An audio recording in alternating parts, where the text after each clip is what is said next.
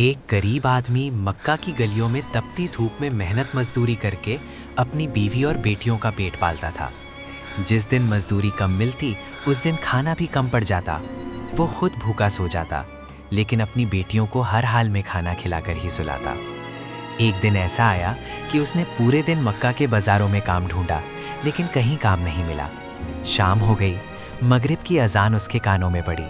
उसने नमाज पढ़ी और अल्लाह की बारगाह में हाथ उठाकर कहा, ऐ मालिक, तू जिस हाल में रखे मुझे मंजूर है। मैं शिकायत नहीं करूँगा, बस तेरा शुक्र अदा करता रहूँगा। ये कहकर वो घर लौट आया। बीवी से बोला, आज काम नहीं मिला, पानी पीकर सो जाओ, अल्लाह कल ज़रूर रोज़ी देगा। बीवी ने उदास होकर कहा, हम तो भूखे सो जाएंगे, लेकिन बच्चियाँ कैसे सोएंगी? भूखे पेट उन्हें नींद नहीं आएगी। आज किसी से उधार ही ले आओ। वो फिर घर से निकला, मक्का की गलियों में भटकता रहा।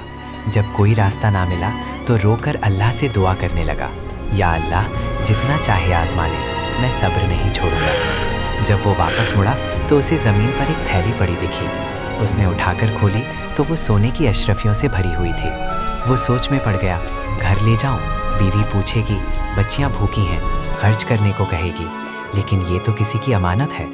फिर उसने खुद से कहा, जब तक पूरे 12 महीने तक इसका मालिक ना मिले, ये हमारे लिए हलाल नहीं हो सकती। उसने थैली घर में छिपा दी और अपनी भूखी बेटियों को खाली पेट सुला दिया, लेकिन उस अमानत में से एक अशरफी भी खर्च नहीं की।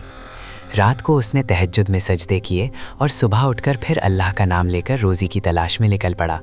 जब वो हरम शरीफ के पास पहुंचा तो उसने एक नौजवान को ऐलान करते सुना, मुसलमानों, मेरी सोने की अशरफियों वाली थैली खो गई है, जिसे मिले मुझे लौटा दे। मैं अल्लाह से दुआ करता हूँ, जो मुझे मेरी अमानत लौटाए, अल्लाह उसे 2 गुना अजर दे। मैं इनाम नहीं देना चाहता, क्योंकि जो बदला अल्लाह दे सकता है वो मैं कहाँ दे सकता हूँ।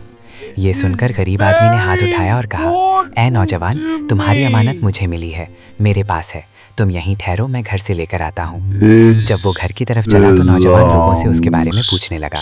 फिर बोला, मैं उसे ये थैली लौटाने पर 2 फायदे देना चाहता हूँ।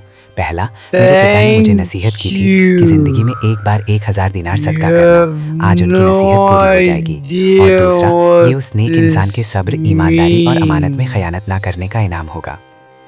It is what is right.